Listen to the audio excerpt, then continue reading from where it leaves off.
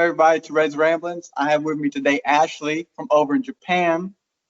Not originally from Japan. Not originally from Japan. Originally, oddly enough, from right where I'm from, or next to it, in Jackson, South Carolina, which caught us both off guard. Totally. Because we got in touch with each other through a Facebook group that's not localized at all. And in talking and finding you're in Japan, I asked you where you were from, and you said Jackson. And I was like, shit, I'm from Beach Island.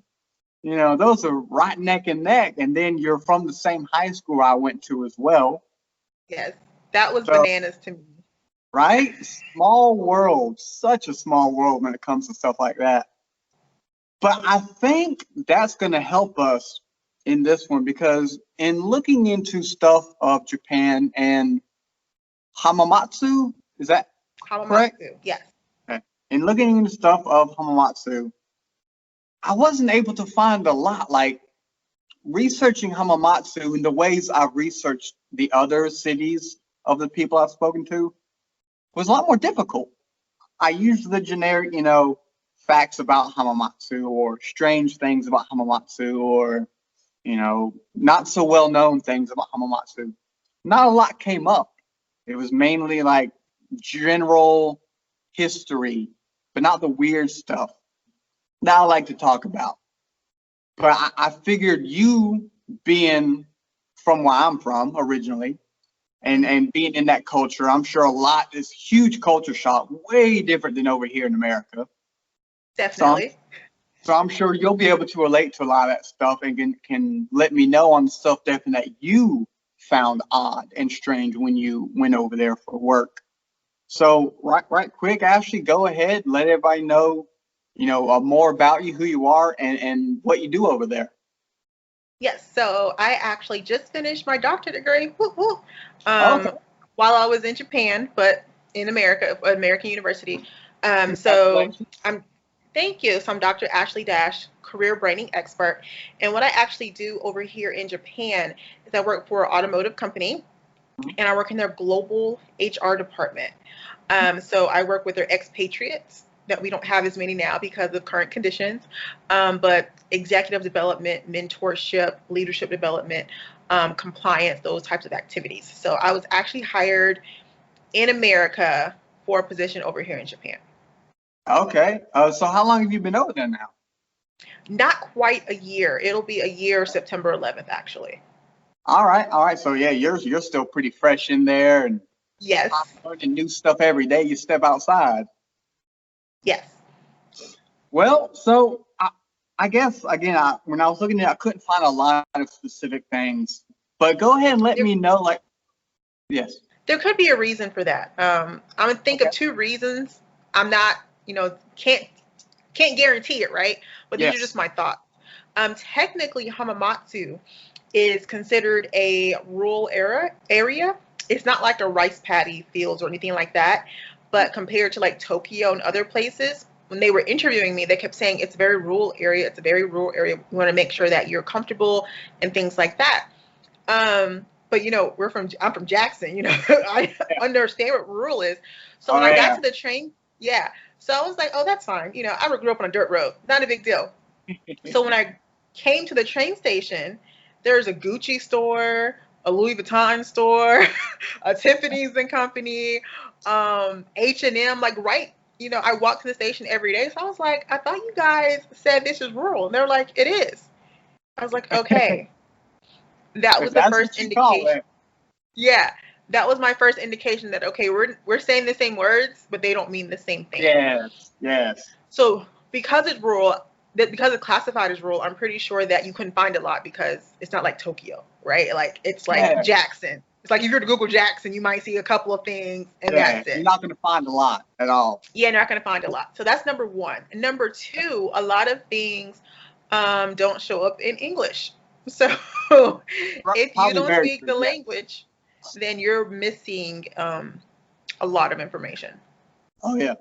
On that, do you actually know Japanese? I know no Japanese whatsoever, like zero. I can say konnichiwa, Yeah. and I have a couple of other words outside of that, but no, I do. It's so horrible. And when they were interviewing me, I asked them, I was like, guys, I don't speak Japanese, nor Yeah. do I speak any other language. I'm like that horrible American person, right? And are you sure? Like, this You is want what me you over want? there. Yeah. Yeah. And they're like, oh, no, that's fine. I was like, okay. Yeah. Well, that's really cool because for Japan, growing up, I've always wanted to go there because it's definitely a very vibrant, old school traditions. They've kind of kept they're super respectful. They stick to the old ways. They're very modern, obviously. Like you said, Tokyo has a whole bunch of high tech facilities, buildings. I mean, they have like robots in restaurants and whatnot. You know, It so they're very depends. Oh, yeah. it depends on the area. So, like, Okay. it's interesting that Japan has this persona of being so high tech, Yeah. but they still do a lot of things manually. And I was Yeah. very surprised and shocked. So, like, there's this dichotomy of this but that. So, like, I still have to. They don't do signatures. They do the Henkel stamp, where you have to sign things with the little stamp. That's like their Okay. signature system. Yeah. But if you don't have your Henkel stamp, you're out of luck. You can't do anything. So, Okay. like, in those respects, for official documents, it's real old school. Like in America, you can do electronic signature. You can do all these other things. Oh yeah. They don't do that. But then they have the tech side where I went to one of our tech fairs, and I watched this lady with a bracelet, like an electronic bracelet, control like this. I won't say an automobile, but like this four-wheel drive mobile Thing. or whatever. Like, Yes. and whenever she moved, it moved, and it was like that's Yeah. bananas. Like, so it's interesting. Yeah. That's very unique for sure. Because like I said, they're very in certain areas very forward thinking about the future, thinking about where we will be eventually as a society, but then very still much so in their roots, in the old ways, especially when it comes to Yeah, paying respects to the old traditions, and all that kind of stuff. They hold those traditions and that history very dear to them. Um, right. so, what is in terms of that? That's obviously been a culture shock. What are some of the similarities that caught you off guard that Japan and America share that you wouldn't have thought? Huh. I have found so Japanese are known traditionally, right? Like the stereotype, put that in quotes, right? Because everyone is different. Oh yeah. Um, but traditionally, they are very conservative or shy, Hmm. so they don't typically like just initiate conversation or talk to people or things like that. But I have found the people locally to be very friendly. So Hmm. that's one thing, kind of like that Southern hospitality you get when Yeah. you're in the Oh yeah. South. I wasn't expecting that. So that Hmm. actually caught me off guard in terms of similarities. And I Yes. feel like maybe I'm still like experiencing life, but I don't really have too many other similarities. Yes. It's Okay. different. All right. And you're working for Yamaha, is that correct? Hmm. Well, I was looking into that. Yamaha at one point was called Nippon Gaki, I think it Yeah. is, which is founded over there in Hamamatsu. And I remember growing up, I knew of Yamaha motorcycles and stuff like that, but then you'd also see in stores like Yamaha guitars and whatnot. And Hmm. that always confused me because I'm like, those are two very different things. You got Right. musical instruments and then, vehicles. And in here and looking into it, that's how Yamaha started was strictly musical instruments. It Um, is. so I'm sure in doing the interviews, and especially once you got your job over there, they gave you like a brief lowdown of the history of the company. Mhm. Can you speak a little Yes. bit about that in terms of the roots with Hamamatsu? Yes. So to be honest, I don't recall the story exactly. I just remember if you walk around or if you go, there's a Yamaha Music Museum here. That's amazing. So if you Yeah. ever come to Japan, It's a little sidebar. Go to the Yamaha Music Museum. It's a communication plaza, and it's just full of instruments and pianos and guitars and everything, right? And you can play, like, they encourage you to play on them. So they said sometimes you'll have like these very expensive pianos, maybe like one in the whole world, and you'll have like a concert pianist just playing on it because it's a very rare, cool piano. But yeah, they were traveling. The story that I recall is they were traveling. The founder was traveling for something else. And while he was in the location, they said, "Hey, can you fix the piano?" Mm. So he went over and fixed the piano. And that's actually how the Yamaha music piece started. And then from that piece, Yamaha Motors actually started. And if you look at the symbol of Yamaha Motors, it's a tuning fork based on the original music.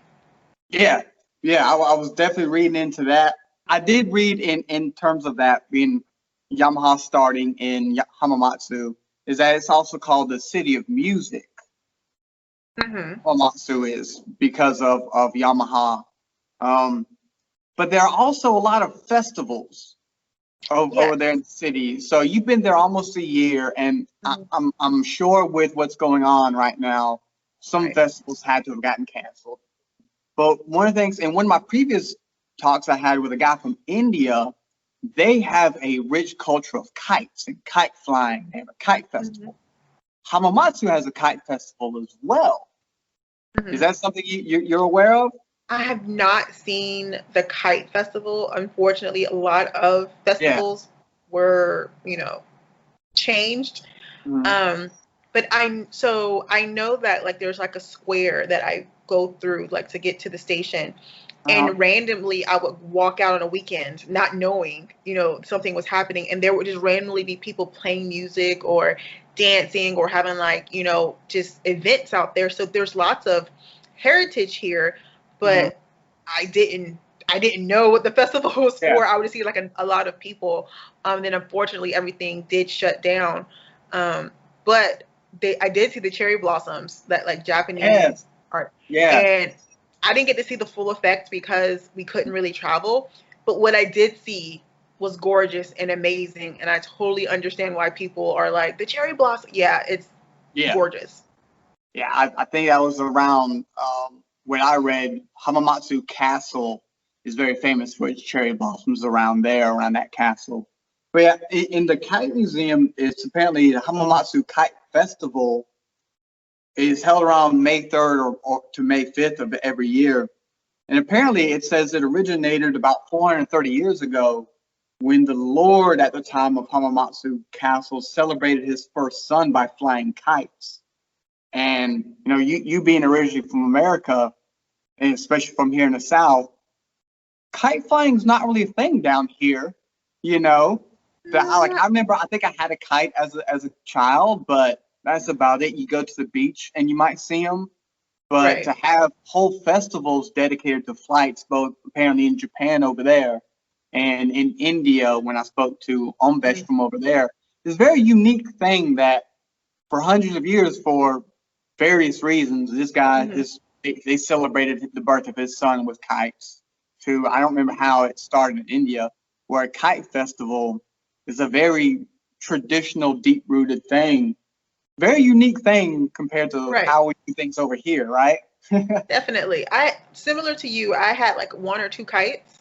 Yeah. And I've like flown them once or twice, and then like that was it. Yeah, exactly.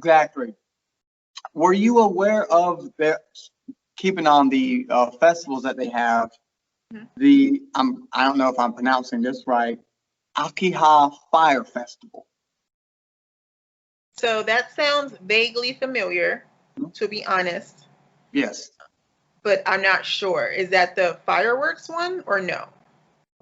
Fireworks are probably involved. What I'm looking at is, so apparently, since it's named after a deity, right? Because they have a lot of traditional gods that they still have shrines for around the entire country, really. The main Akihasan Hangu Akiha Shrine is the stage of the festival, which is over there in Hamamatsu. And it says, since the deity of this shrine is the famous protector against fire, companies in the fire prevention and energy industries come from all over the country to pay visits. It starts in December 16th. There are 3 secret dances of the main Akiha shrine. The dance of the bow, which includes bows and fire arrows, the dance of the sword, and the dance of fire. So they're paying respects to this deity, and it's mainly done at night. That way you can have, like in Hawaii, you see like the fire dances, right? So it seems sort of similar. Haven't watched any videos of it, but it's done. I have not seen that. Well, it seems like it's coming up. So hopefully, come December, things will be open more for you guys over there, and you can go and join it. Yes. But it's so cold in the winter, so I'm like, I don't know. But it's fire. It's fire. You'll be warmed up, The fire cannot compare to the wind of Hamamatsu. Okay. Is it that cold? I mean, because you're from here, which winters do get somewhat cold. I mean, we have a few winter storms and ice storms, but is it that much different? To me, yes. Yeah. I'm a little soft. I used to live in California, so I got a little. Okay. I've become a little weak, but it doesn't snow, and it maybe ices a little, not the same as like home. It does not like ice is over. It's really just the wind. That's really what it is. It's just so cold, and it cuts through whatever clothing material you have on. I've learned to layer. It's just a lot. All right. So, what about the humidity? Because being from the South, humidity is horrible here. Is it on the same level over there? It's worse. I had no idea. I was not prepared. Is it? At all. I don't know about that. It's worse than Florida. It's horrible. Yes. I went out last night to a restaurant at 9 p.m. at night, and it's only a 10-minute, not even 10-minute walk, right? Yeah. And literally, I was dripping, like just sweat. Really? It's horrible. My manager, since the summertime has come, he constantly checks in with me. Ashley, are you okay? Are you drinking enough water? Because people die. Like many people die because of the heat. And he's constantly making sure that I'm drinking water or getting tea or something. The humidity in the South, to me, I guess because I grew up there, is bearable. Like it doesn't bother me. It's hot, but it's nothing different. It's not the same. It's not the same. All right. Well, since you've been over there almost a year now, have you heard about or noticed certain cities and prefectures have mascots? Yes. Okay, can you speak a little bit about that? Because I looked up, I just remembered it right before we got on today about the mascots that are throughout the cities, over the prefectures over there, which I'm going to assume is a very Japanese unique thing. Because over here, we have mascots for teams, obviously, but not for whole towns, cities. Yes. And Hamamatsu has its own. I don't even remember how you pronounce it. Like, what is it? I can't pronounce it, and I'm here. Choru. I'm not gonna. Is he like the one with the white and the blue on? Yes, the old one. Yeah, he's so cute. Yes. So speak a little bit about that guy. So I'm in the Shizuoka prefecture, but I heard that mascot is actually for Hamamatsu.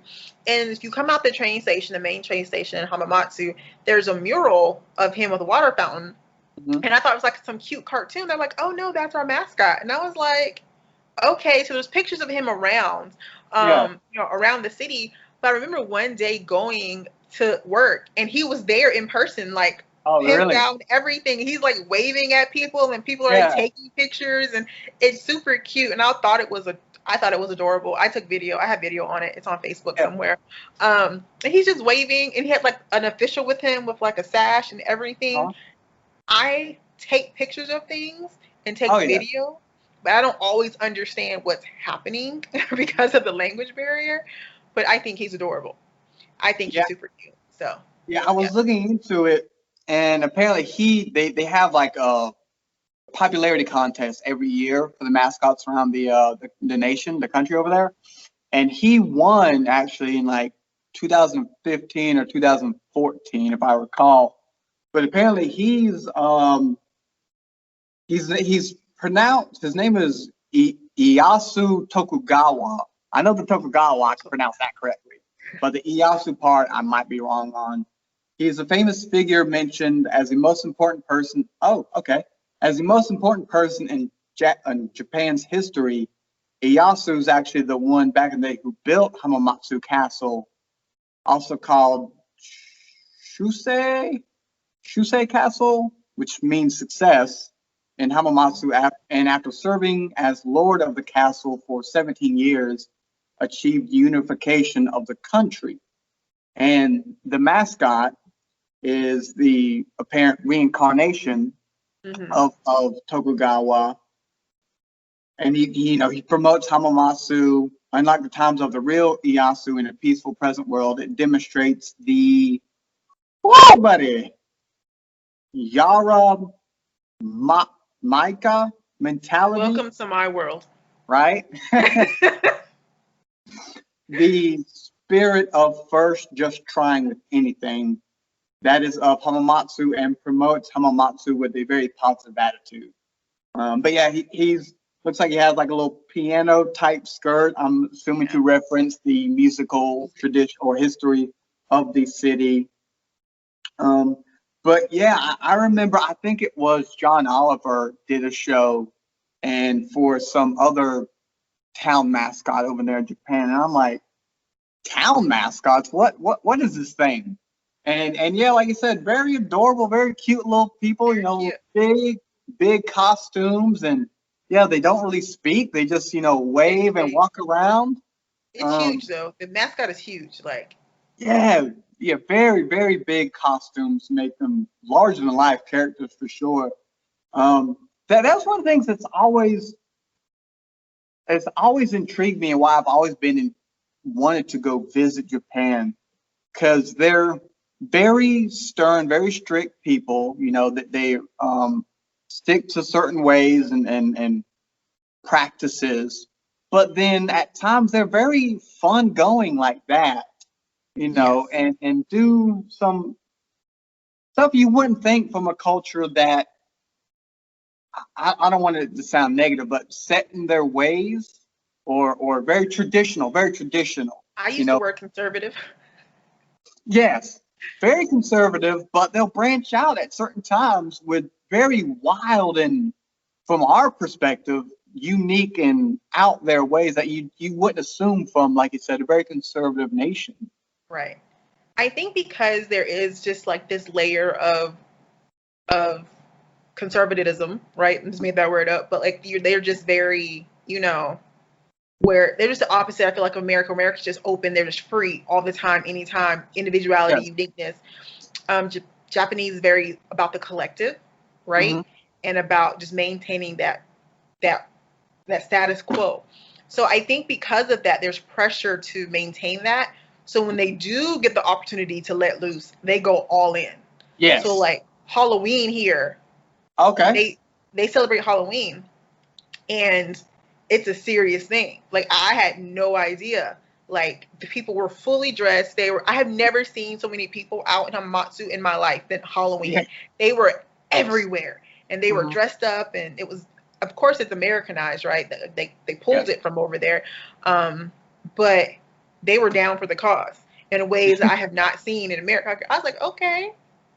Yeah. Speaking of that, hopefully you can speak a little bit about this. I know you're HR, and so I don't know if your Yamaha would like, hey, blah blah blah. Could you speak a little bit about the differences between how what's going on is affecting Japan versus how you see it over here affecting us? And I'm speaking of the pandemic going around.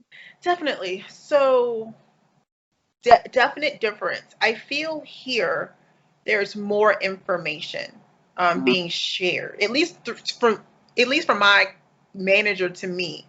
through the company. Like there's updates, like he'll give me the English translations of, okay, there's cases here, don't do this, don't go there. There's a lot more control here where they say, okay, it's like, it's interesting because it's control, but it's not control. Where they don't control through laws, they control through social pressure. So they won't make a law that says we're shutting down all the restaurants, right? But they'll discourage all the restaurants not to open, and they won't open. So that's very unique, where in America, like, if it's not illegal, if it's not, I'm not going to do it. So that's very interesting. Transparency. I feel like there's more transparency. I'm not going to say it's bad, it's perfect, obviously, but a lot more transparency in terms of cases. I know daily when I was going into the office, before I went to the office, I had to confirm that I didn't have a temperature. So you have to take your temperature and those types of things. But it's like it's systemized. So like every day, like you get an email and you keep getting email until you fill it out. So I think the tracking is better. The information around like what to do around COVID. So like one thing I haven't heard in American media at all that they told us to do, outside of course, social distancing and outside of wearing your mask, is like, okay, when you go out and you come home, you need to use Listerine. You need alcohol-based mouthwash because it cleans out whatever's in there. So I'm like, never heard that. Yeah, so, but it makes sense because if it's a respiratory issue and you have alcohol-based, mouthwash, it's like, oh, like to me, like now that I know, it's common sense. But my manager told us that as tips from the company. I haven't seen that in any American, media or news story or tips. No, not at all. And I think one thing that is a big difference between how it's going here with, you got people against certain, like wearing masks, and some people are for it. You got a lot of that. I think it helps Japan in a sense because they were a good chunk of them wear masks well before this thing was even a thing. Like that was just normal for them, just like, hey, I might be sick, so I'm gonna wear it. It was just a normal thing. So when this thing came around, I was like, all right, I'm just gonna keep doing what I'm doing, So I think for them, it's very interesting you talk about masks because there's such a divide, and it seems like it's politicized in the United States. Is that we were wearing masks before the pandemic, like that's just their culture, like during flu season, don't get anyone sick.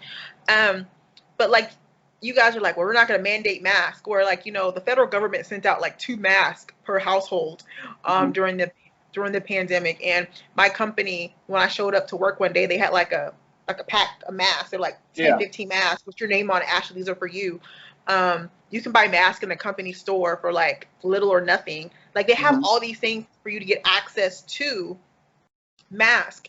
Now, what I haven't tested for COVID, or I haven't had COVID or anything like that, but I have heard that it's very difficult to get a test.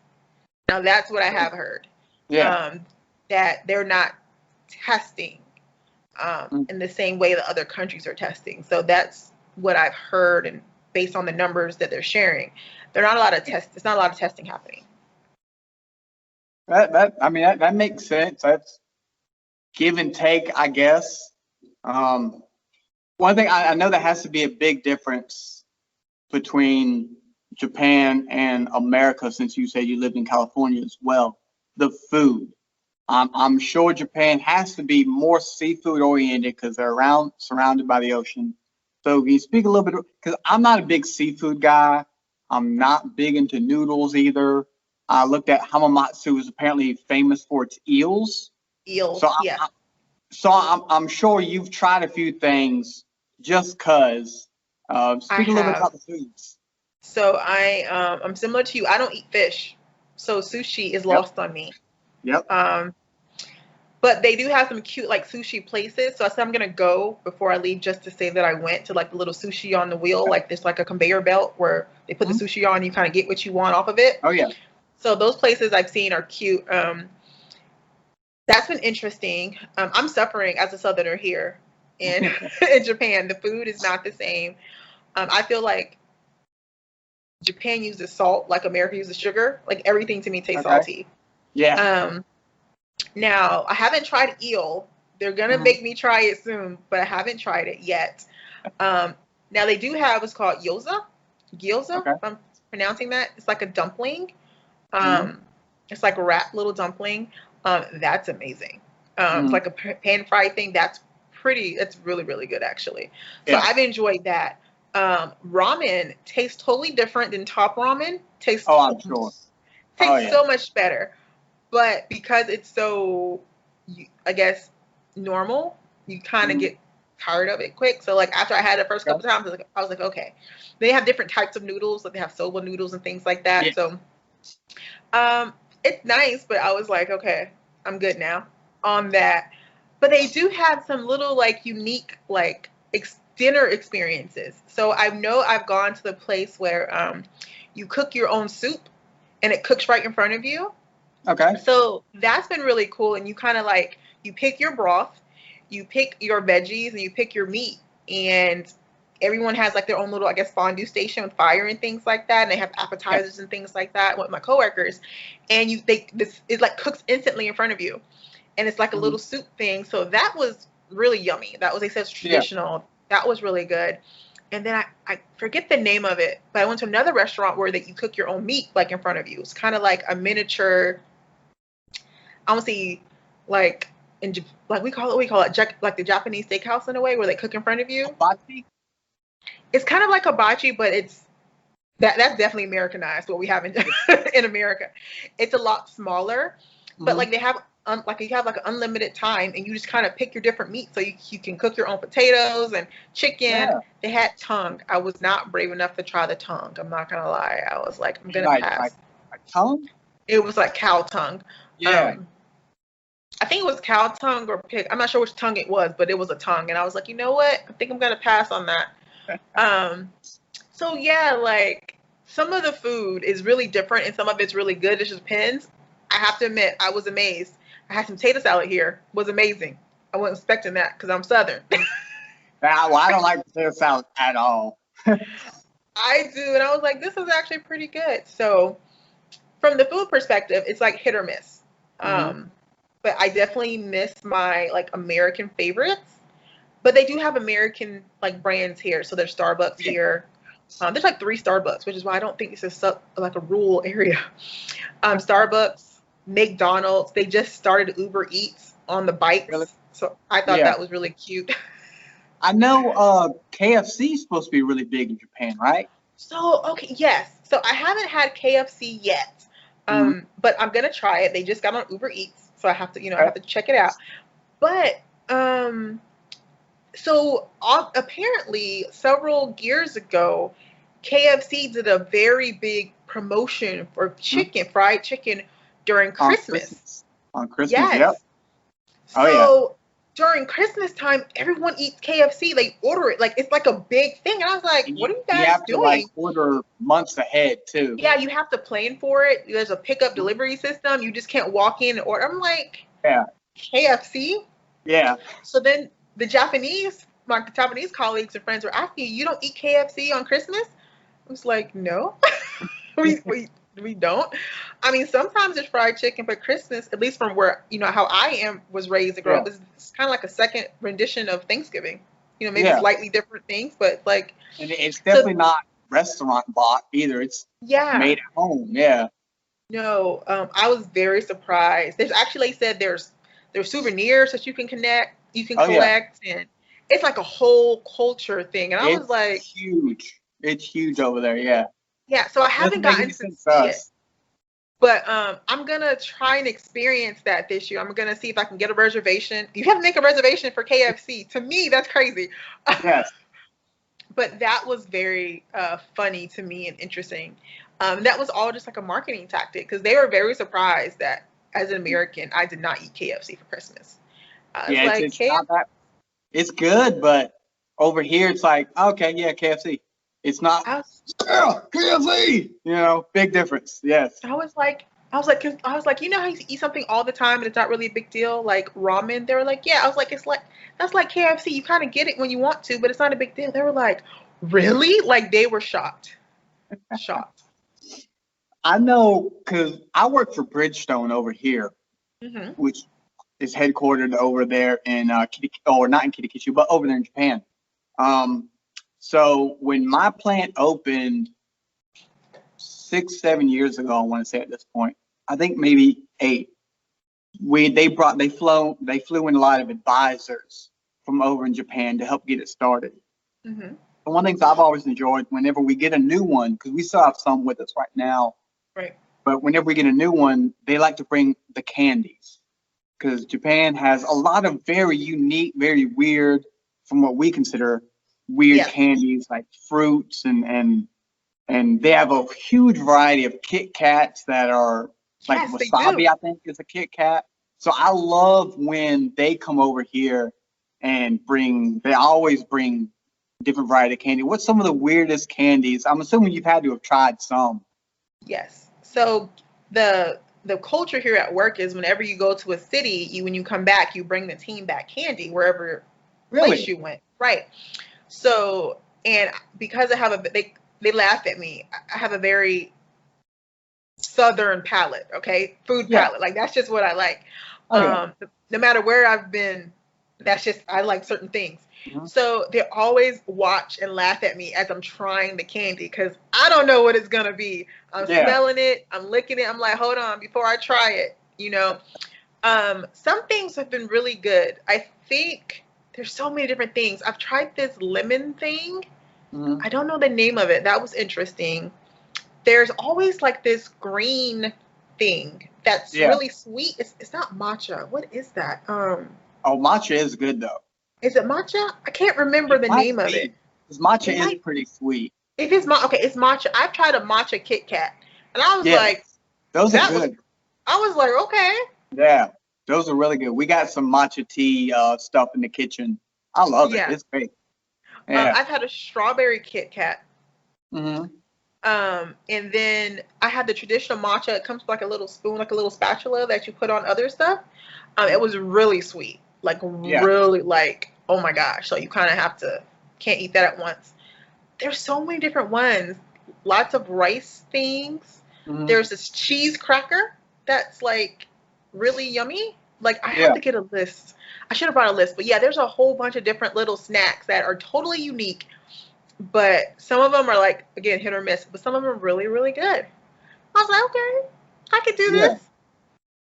Is over there, I know Japan's has a growing vending machine feature, like with different various foods and whatnot. You can just buy a whole meal essentially from a vending machine.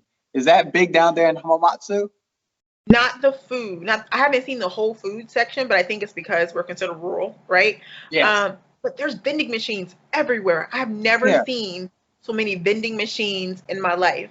For everything, for everything. So part of it, they told me, was because it's so hot that you need to have access to have something to drink because it's so hot and humid.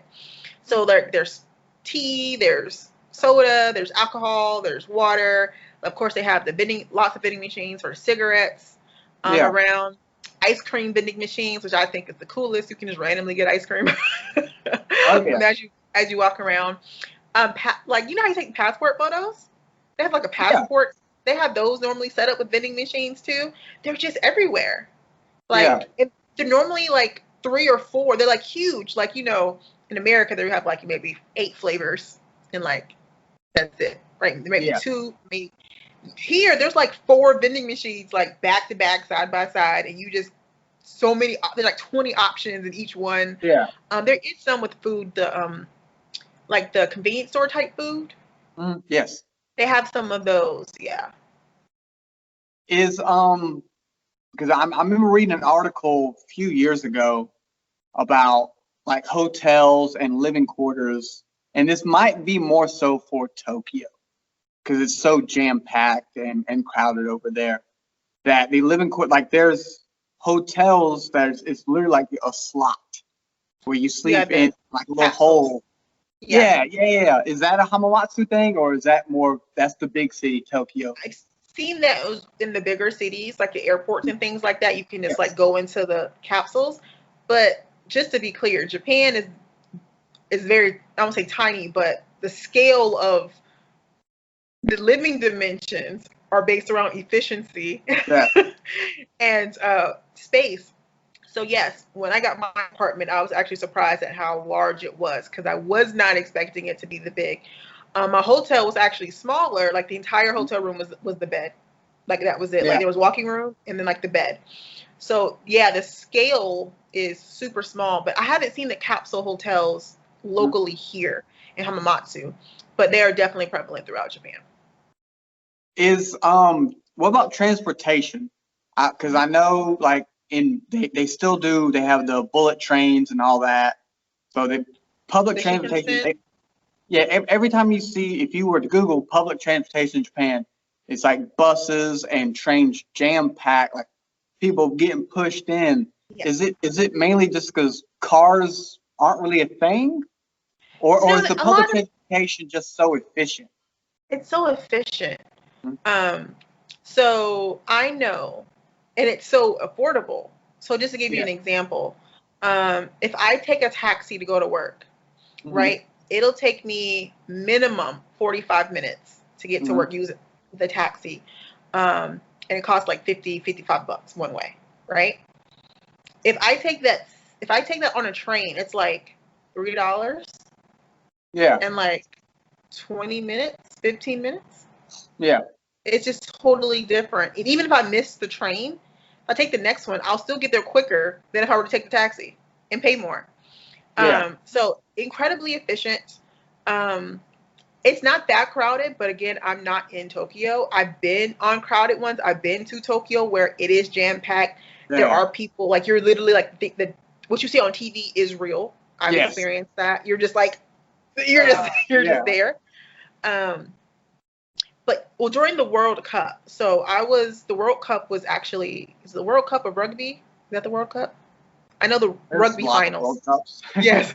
Rugby was here. It was like 2 stations away from work Mm. um, last year. So yes, when I was trying to get home to go to work, I mean from work, yes, crowded full field. I would just get off work late and just wait a couple of rotations so I wouldn't have to be like person to person with Yeah. strangers sweating and things like that. Yeah. Yeah. Okay. So you spoke about the World Cup on sports. Like, over here in States, we have obviously football's really, really big over here Right. in America, and then probably basketball. I'm more of a basketball Hmm. type person. What's like is there a national? I'm assuming there is a national sport in Japan. What is it? And I don't know the national sport, to be honest. All I see is rugby. really, Yes. Yamaha actually has a stadium, a Yamaha stadium for rugby. I was so excited because the interesting thing is a little different where in America the the players, that's their job, right? Like they are basketball players or professional football players. athletes? Yeah. Yeah. For like Yamaha, we have a stadium and we have a rugby team. Yamaha has a rugby team, and the rugby players work at Yamaha. Yeah. So, so you're walking by, you see this huge, like, guy's huge, right? You're like, what Hmm. is he doing here? He works in HR, and he's on the rugby team. You're like, Yeah. oh, okay. So Okay. Yeah. I that's guess that's kind of like interesting.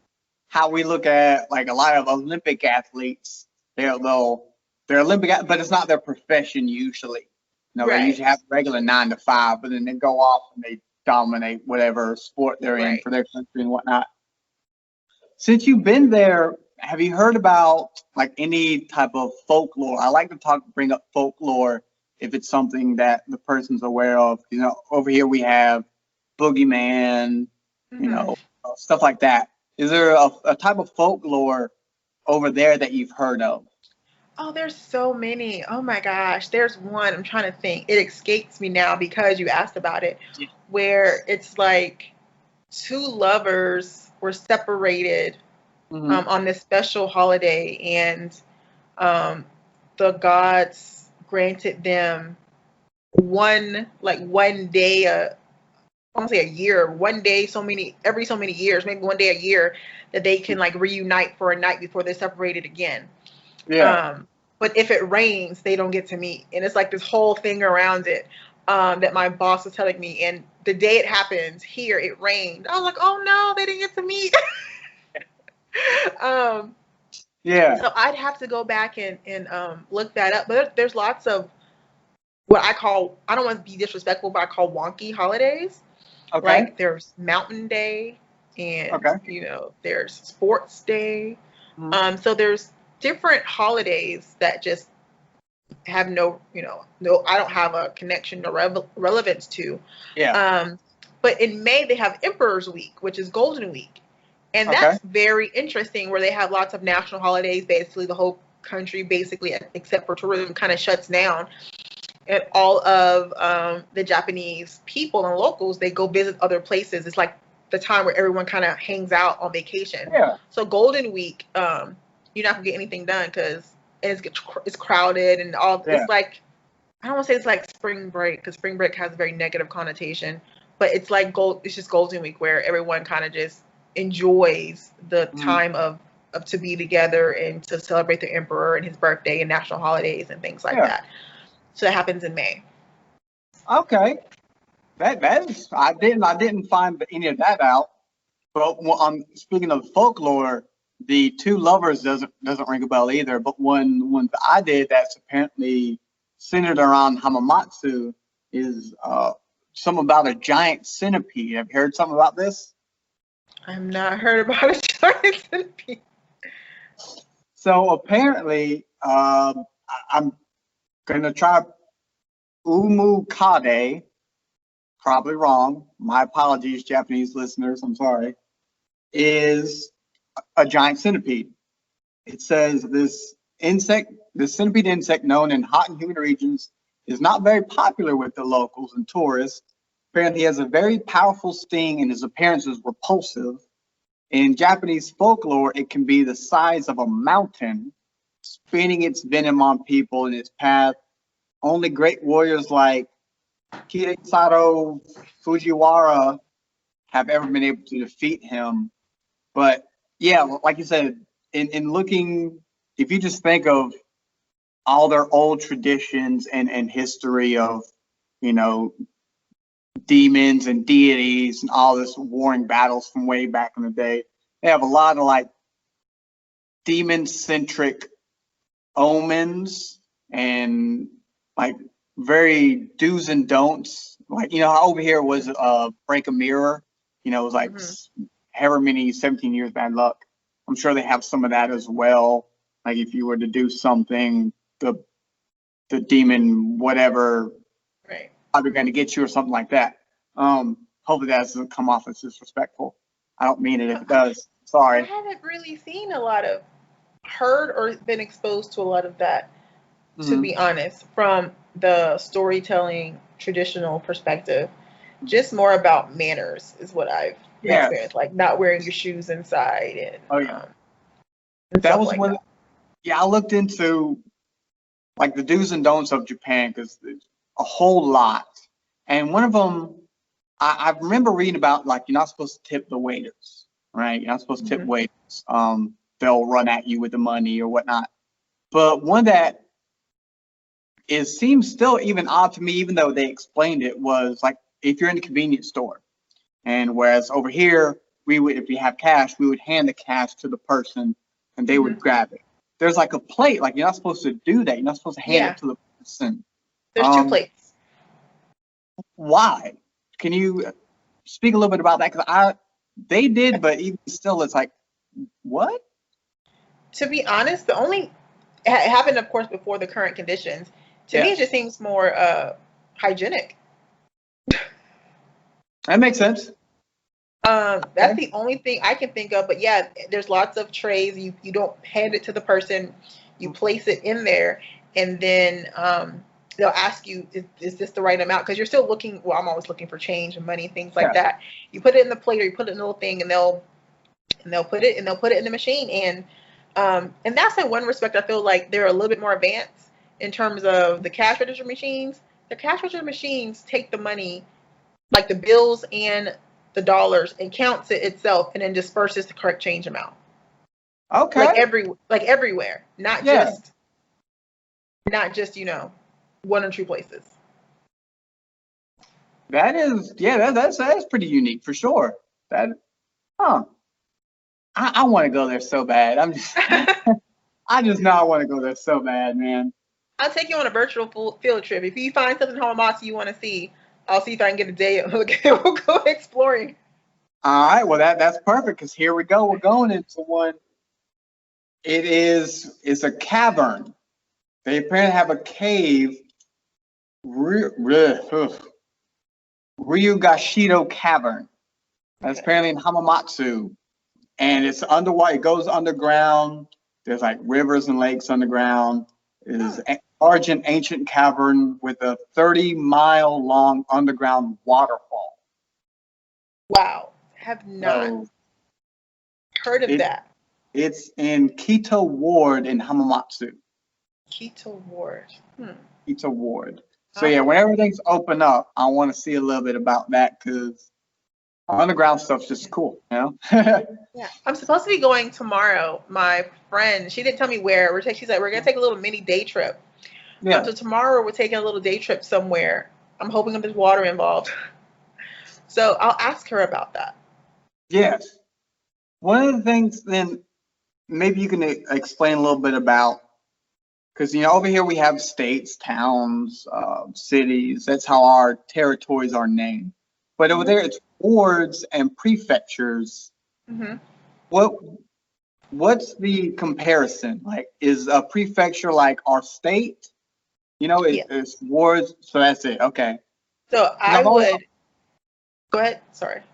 Well, I've always wondered because I think it was even in Australia, they call it territories, and there's another word as well, which it seems to be the same. It's like what we consider states. Yeah, prefectures to me seem very similar to like provinces, territories, states. It's just like that region, that bigger region that you're located within. So I am in the Shizuoka prefecture, right, in central Japan. Then you have your city. So I'm in Hamamatsu. So, and then they have there's like a little small word. I won't say acronym. It's not an acronym, but a piece after it. So like 3 letters or a couple letters afterwards that identify it that way. So I'm actually in Shizuoka Ken, which means the prefecture. So then you have the city, which is Hamamatsu. In order to identify it as a city is Hamamatsu Shi. So SHI. Right? And then you have like your district. I guess that would be what the ward is. So I'm in Naka-ku. So ku is the additional, but I'm in Naka-ku ward. Yes. So that's the way it's broken down. Yeah, I know because I've tried to learn Japanese throughout the years. Big into watching anime when I was younger. Japanese, like movies. And yeah, they have various suffixes and prefixes that are just confusing to me because like it will be switched around, or like even when you look at like Spanish language, a lot of stuff you gotta say essentially backwards to how we would say it in English. Right. Eventually, I'm gonna learn that stuff. Eventually. Have fun. Right now, I think we're both just the same amount of lost. Right. Luckily, I'm in the States, so I'm kind of safe. Well, here's the interesting thing that you say that I do not speak any Japanese, and I cannot tell you how or why this happens. Okay. But since I've been here so long, and I work with one of my teams, we meet every day. We have a daily meeting, right? And because we're so entrenched in the topic, I understand what's happening. He will speak and explain the entire concept in Japanese, and I will understand him completely, word for word. And they're like, "You understand?" And I'll repeat in English what I heard, and they'll burst into laughter. It happens pretty regularly now. It happened the first time it happened. I was like, "Are you speaking English?" Like it caught me off guard because I understood him. Yeah. It's something about, I'm not sure if it's just the concept or because I don't know what it is, but my brain clicks in sometimes where I'm listening to you. I can't respond in Japanese, but I knew everything you said, and I can tell you what you said in English, and it happens pretty regularly now. And my coworkers and my boss think it's amazing. If I could learn how to turn it on and turn it off, that'd be great. It just happens whenever. Like there's no rhyme or reason. That goes into. I had an interview with a lady from Serbia, Mhm. And she said at one point she moved somewhere down in Mexico or South America at least, didn't know the language at all, right? She was staying with a lady, and just through conversation, because no one around her spoke either Serbian or even English, so she Mhm. didn't understand where the language is spoken. But over time, the lady she stayed with would say something, and she would just know what she meant. Yes. Doesn't exactly know how that came to be, but just I guess over time, I'm gonna assume like you pick up context clues, and you kind of just figure out, well, that word must mean this and this word must mean that. So It's I'm assuming it has to be something similar to that. It has to be. And it's happens, but if you're not conscious that it's happening, Yeah. just one day it happened, and they all looked at me like, "You speak Japanese now?" I was like, "No." So yeah, your brain. I think your brain just adapts to your environment. I think that's what it is. Yeah. Because that's something I've always I want to cause like you, I only know English, but I want to learn Mandarin, Japanese, German, Russian, and Spanish, obviously. Mhm. But one thing I've always been curious of how I'm gonna say how it feels. Um, so let's say I knew a different language, right? And Mhm. someone was speaking that language. I'm wondering, I've always wondered, how does that work? Does it automatically interpret it in your brain to your native tongue? You know what I'm saying? Like, is it automatic subtitle? So so it depends. So I've tried to learn a couple languages, didn't work out. But I want to learn Spanish and German. So that's Yes. on my to-do list. But so when you're translating it, right? When Mhm. you're not fluent in it and you're translating it, you translate it from English to the next language, and that's how it comes out, right? Mhm. But when you fully are fluent, you're thinking and talking in that language. It's like your brain knows that we're talking Yeah. Spanish now. Yeah, so you're it's just interesting because when I was in Germany for a work assignment, someone came to me in the airport and asked me a question in German. I Mhm. don't know what the question was, and I don't speak German. But when I responded in Spanish. I said K, like I said what in Spanish, Yeah. like so it's like your brain knows it's not English, but it doesn't know what it is. So it's looking for another, language, and the only thing that I had up there was Spanish. So that's how Yeah. I responded. So, but it wasn't conscious. It just my Yeah. brain did it. That's very. Yeah. I don't know. That's very very unique and very cool. That it just works like that. I guess I'll obviously have a better sense of it whenever I end up learning another Mhm. language. 'Cause my wife knows a fair amount of Spanish, Mhm. and she's like that. If she hears it, or like if I try and like, hey, what does this mean? And that's like, well, it's not. You wouldn't say it like that. It's like that word doesn't exist in that language, So you would Now have to say blah that's a blah blah lot. blah instead. Yeah.